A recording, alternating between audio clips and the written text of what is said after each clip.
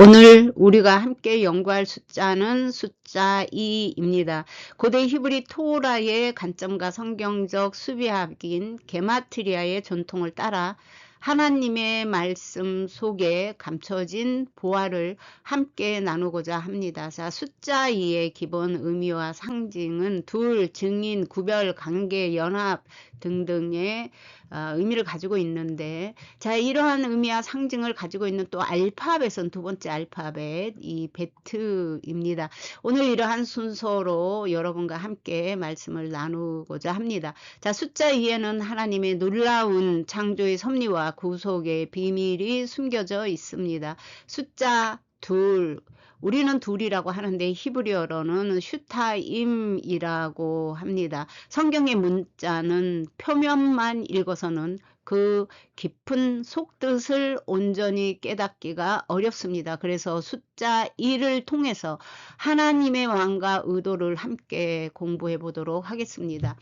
숫자란 성경에서 단순한 수량을 세는 도구가 아닙니다. 창조주께서 우주와 역사 속에 심어 놓으신 영적 비밀을 푸는 열쇠이자 하나님의 성품을 담은 암호이기 때문에 그렇습니다. 자, 두 번째 글자인 베트, 숫자 2로 창조를 시작했다 라는 것을 성경을 사랑하고 또 히브리어를 사랑하시고 관심 있는 분들은 한 번쯤은 들어보셨을 이야기입니다. 창세기 1장 1절의 첫 단어 베레시트가 이 베트로 시작을 했습니다. 그래서 이 창세기 1장 1절의 이 베레시트 베트로 시작을 했는데, 자, 그 의미와 뜻을 따라가 보도록 하겠습니다. 히브리 알파벳의 두 번째 글자는 베트입니다. 자, 이 글자는 지배 모양을 본떠 만든 글자인데, 하나님께서 세상을 창조하실 때 왜 첫 알파벳 알레프를 사용하지 않고 두 번째 글자인 베트로 창조를 시작하셨는가? 자, 그 이유는 숫자 1이신 유일하신 하나님께서 숫자 2인 피조세계라는 집 베트를 지으시고 그 안에 인간과 하나님이 둘이서 사랑의 관계를 맺으시며 살아가기를 원하셨다라는 뜻이 있습니다. 자, 여기에서 위대한 비밀은 하나님의 인간을 향한 열정이 그 베트 안에 숫자 2, 둘, 구별, 관계, 증인 등을 통해 하나님의 마음과 뜻이 드러나고 있다는 것입니다. 자, 히브리 고대 학자들의 전통에 의하면 글자 하나, 점 하나에도 창조주의 지혜가 담겨 있다고 믿고 있습니다. 그래서 철자 하나하나의 그림 언어로 분석을 하면 포면적 번역 이면의 놀라운 비밀, 의도가 드러나는 것을 볼 수 있습니다. 자, 성경을 읽을 때 둘, 두 명, 두 해 또는 슈타임이라는 단어가 나오면 하나님께서 지금 무엇을 확증하시거나 분별하시거나 혹은 아름다운 연합을 이루시려고 하시는구나 라고 하나님의 의도, 하나님의 마음 깊이까지 탐구해 볼 수가 있다는 것입니다. 고대 학자의 눈으로 성경을 들여다보면 하나님께서 왜 굳이 둘이라는 숫자를 선택하시고 배치하셨는지 그 의도를 명확히 볼 수가 있습니다. 자, 우리는 둘이라고 하지만 히브리 단어는 슈타임이라고 합니다. 그래서 이 슈타임이 가지고 있는 알파벳들을 파자 해석해 보면 하나님이 의도하신 그 의미를 우리가 알 수가 있습니다. 자, 숫자 2가 암호화된 핵심 성경 구절과 그 구절을 통해 하나님의 의도를 보도록 하겠습니다. 이 증언과 언약의 확증 부터 볼 텐데, 이 두 개의 돌판 그리고 두 증인을 통해 알아보겠습니다. 자, 둘은 증언과 확증이라고 법적인 증인의 원리를 따라 고대 이스라엘의 법정에서 가장 중요한 원칙은 두세 증인의 입으로 확정해야 한다는 법이 있었습니다. 따라서 둘 슈타임은 어떤 사실이 절대적으로 참되다는 것을 확증하고 있는 숫자입니다. 출애굽기 31장 18절에 보면 자 여호와께서 시내산 위에서 모세에게 이르시기를 마치신 때에 증거판 둘을 모세에게 주시니 이는 돌판이요 하나님의 손가락으로 쓰신 것이더라. 자 여기서 감춰진 의도는 하나님은 십계명을 하나의 돌판에 다 적으실 수가 있었습니다. 왜 굳이 그럼 둘이라고 하셨을까? 자, 이것은 단순한 분량 때문이 아닙니다. 고대 근동에서도 언약을 계약을 맺을 때 똑같은 계약서를 2장 작성하여 쌍방이 하나씩 보관하던 법적 전통에서 유래했습니다. 그래서 그 시대에 그러한 법들을 통해서 하나님이 이 비유를 하시고 말씀을 하셔야 그 시대의 사람들이 이해하고 수납할 수 있기 때문입니다. 또한 즉 두 돌판은 하나님과 이스라엘이 맺은 피의 언약이 확실하게 체결되었음을 보여주는 법적 증거물입니다. 요한계시록에 보면 요한계시록 11장에 두 증인, 그리고 마가복음 6장 7절, 누가복음 10장 1절에 보면 예수님이 제자들을 전도하러 보내실 때도 둘씩 짝을 지어 보내신 원리로 이어지고 있는 것을 볼 수가 있습니다. 신약 성경에서도 두세 증인의 입으로 확정해야 한다는 법이 있습니다. 자, 이러한 것들은 신명기 19장 15절을 인용한 말씀입니다. 마태복음 18장 16절에 보면 만일 듣지 않거든 한두 사람을 데리고 가서 두세 증인의 입으로 말마다 확증하게 하라. 자, 이와 같은 내용은 성경 구절 여러 군데 있는데, 자, 고린도 13장 1절, 디모데전서 5장 19절, 히브리서 10장 28절 등등에도 있습니다. 또한 이 마태복음 18장은 같은 문맥 안에서 두세 사람이 내 이름으로 모인 곳에 나도 그들 중에 있다 라는 말씀을 예수님이 하셨습니다. 창세기 7장 9절에 하나님이 노아에게 명하신 대로 암수 둘씩 노아에게 나와 방주로 들어가게 하라. 자, 이런 말씀은 방주로 들어간 정결한 짐승의 이 둘씩 이라는 의미를 가지고 온전한 진리의 짝 둘을 의미하고 있습니다. 어둠이 구약이 있어야 빛이 있고, 자, 율법이 있으면 은혜가 있으며, 초림 예수님이 계시면 재림 예수님이 있는 것처럼 빛과 어둠이 있습니다. 하나님의 이 둘의 짝을 통해 인류 구원의 역사를 또 온전하게 완성하시는 것을 볼 수가 있습니다. 숫자 둘. 슈타임의 관계와 결합된 메시지, 이번에는 관계에 대한 것을 말씀을 드리겠습니다.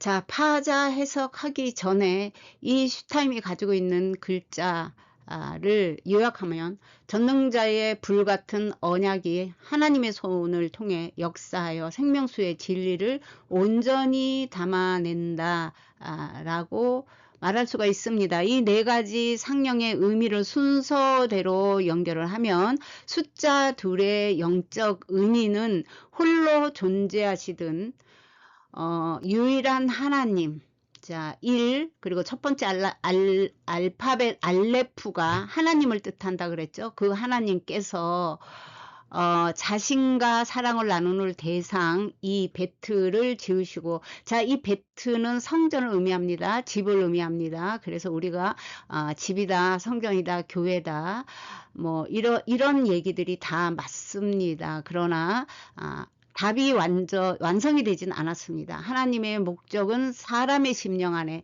예수 그리스도가 자정하신, 그래서 하나님의 집이 완성된 그것을 하나님의 목적이고, 창세기 1장 1절 첫 번째 글자부터 그 의미를 숨겨 두신 것을 우리가 이 시간에 말하고 싶은 것입니다. 그래서 그 관계를 유지하는 방식이, 그 관계를 유지하는 이 방식이 이 단어 속에 고스란히 담겨 있다고 할 수가 있겠습니다. 하나님은 자신의 거룩한 불로 언약을 맺으시고 친히 손으로 그 언약을 성취하셔서 우리에게 영원한 생명의 진리를 주시고자 하십니다. 즉 성경에서 숫자 2 슈타임은 하나님의 권능의 손으로 묶어주신 깰 수 없는 사람과의 그 이스라엘과의 또한 거룩한 언약의 관계를 선포하는 암호인 것입니다. 그러기에 예수님께서도 율법의 핵심을 두 가지 언약으로 십계명을 요약을 하며 하나님 사랑과 이웃 사랑으로 요약을 할 수가 있습니다. 성경에서 이 일을 홀로 서지 말고 함께 연합하여 하나님의 뜻을 이루라는 관계적 명령입니다. 이것을 결혼 관계로도 표현이 되어 있고, 크게는 집을 의미하는 두 번째 알파벳 베트를 통해 공동체의 연합을 의미하고 있습니다. 그럼 숫자 2를 뜻하는 슈타임의 알파벳 파자 해석을 해보도록 하겠습니다. 자, 알파벳에 대해서 자세히 설명할 수 없는 아쉬움이 있습니다. 이번에는 숫자에 대한 시간들을 하고 있기 때문에 그렇습니다. 그러나 알파벳에 대해서는 1년 전에 올려놓은 영상이 있습니다. 거기에 들어가서 보지 않으신 분들은 보고 배우시면 좋을 것 같습니다. 자, 의미는요, 이 시는 이빨 모양을 하고 있습니다. 그리고 무언가를 씹어 부숴버리는 이빨 모양을 하고 있는데, 자, 그 의미는 불소멸 전능자의 의미를 가지고 있는데, 부정한 것을 태워버리는 하나님의 소멸하는 불 또는 신성한 능력을 이 뜻하고 있습니다. 자, 그 다음에는 두 번째 타부입니다. 이 타부의 상형 문자는 교차된 막대기 또는 십자가 모양을 하고 있습니다.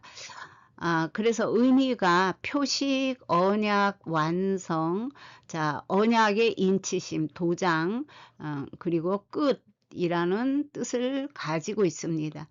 자, 이 요드의 상형은 이 접힌 손 모양인데 글자는 굉장히 작습니다. 알파벳 중에서 가장 작은 글자이지만 하나님을 이 하나님의 거룩한 손, 그리고 하나님의 사역, 하나님의 일하심, 하나님의 권능, 이래서 이러한 모든 것의 목적과 목표는 사람을 향해 있다. 하나님의 일하심은 사람을 하나님 자녀 만드는 것이다.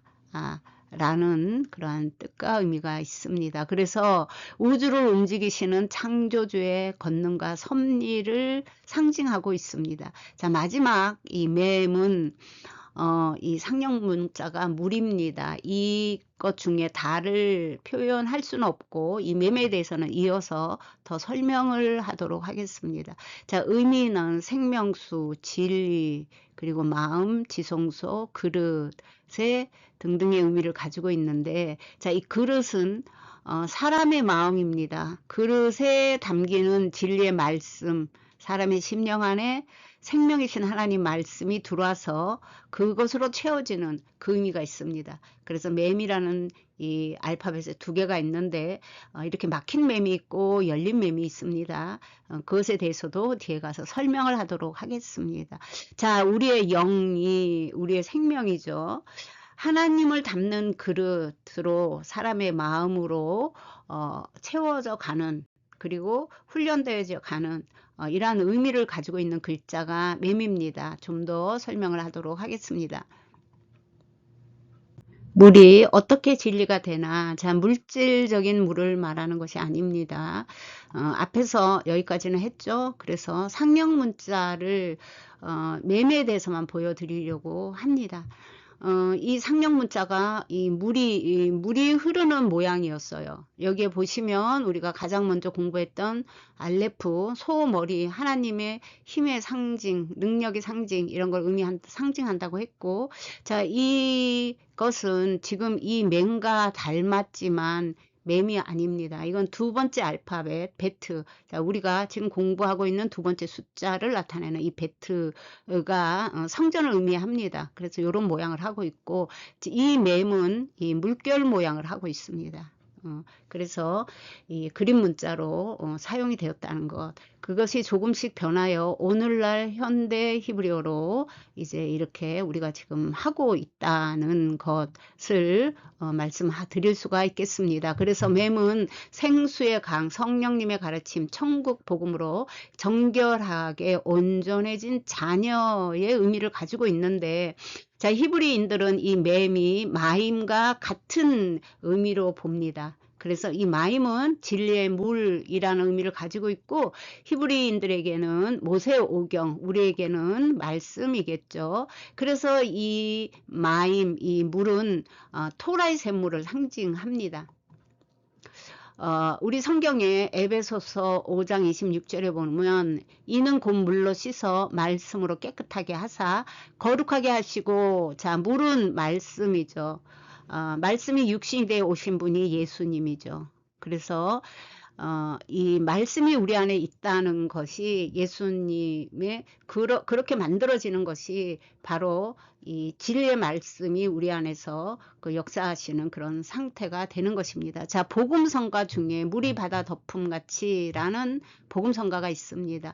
자, 이것은 전 세계적인 하나님의 창조 세계가 하나님의 복음으로 하나님의 이방인으로 충만해지고 이스라엘이 마라나타 예수여 오시옵소서 하고 통일하는 역사가 일어날 때 예수님이 오십니다. 수많은 사람이 재림에 대해서 말하지만 그 일이 일어나기 전에는 예수님이 오지 않으십니다. 자, 그래서 자, 이것이 이 물이 바다 덮음 같이 온 세상이 하나님의 말씀으로 다 덮여진 상태, 그게 14만 4천의 진리의 백성, 아무도 사람이 셀 수 없는 그 상태, 이것이 하나님의 뜻이고 계획이고 목적입니다.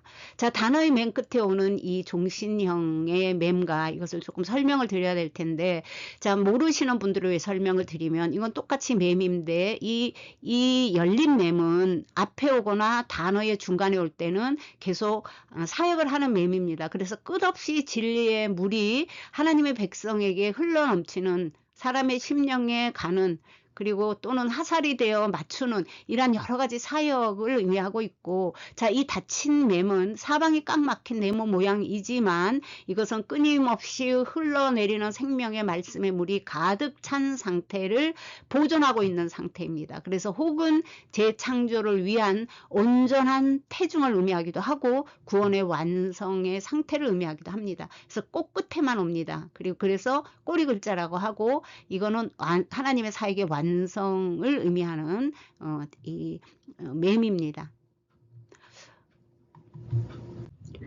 마지막으로 구별에 대해서 말씀을 하고 마치겠습니다. 자, 분리, 구별, 이런 것들은 숫자 2의 본질입니다.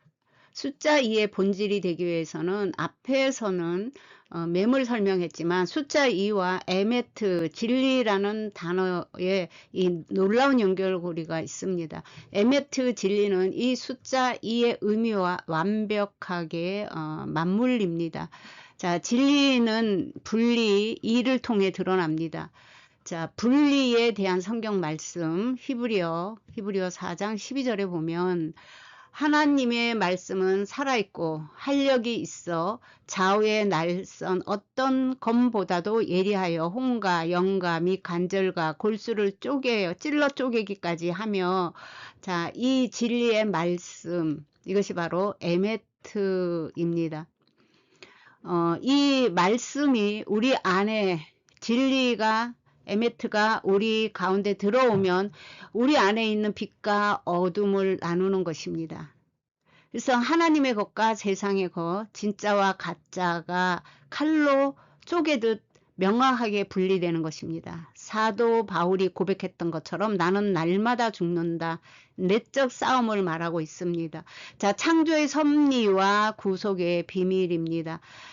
진리는 타협하는 것이 아니라 섞여서 하나가 되는 것이 아니라 거룩하게 구별해내는 슈타임 이의 속성을 말하고 있습니다. 구별과 연합 안에서 이루어집니다. 분리와 구별 중에 로마서 7장 23절과 25절 중에 23절 내 지체 속에서 한 다른 법이 내 마음의 법과 싸워서 내 지체 속에 있는 제2의 법으로 나를 사로잡는 법을 보는도다. 25절에는 그런즉 내 마음이 내 자신이 마음으로는 하나님의 법을 육신으로는 제2의 법을 섬기노라. 또 고린도전서 15장 31절에 바울이 나는 날마다 죽는다 라고 했던 내적 전쟁이 내 안에서 일어납니다. 이것이 영적 전쟁이며 우리가 날마다 겪어야 되는 싸움입니다. 이것이 우리 안에서의 성장이고 변화입니다. 나의 어떠함에 의해서 내 속사람이 만들어지는 과정입니다. 로마서 7장에서 이 영적 전쟁의 분리와 구별을 의미하고 있습니다. 우리도 오늘 이 시간부터 영적인 전쟁에서 내 마음속에 들어온 하나님의 진리의 말씀의 칼이 나를 쪼개고 다듬을 때에 여러분들이 어떻게 해야 승리할 수 있는가를 여러분들이 생각하시고 그렇게 살아내며 승리하시기를 바랍니다. 오늘은 여기까지입니다. 숫자 2편으로 다시 뵙게 되기를 소망합니다.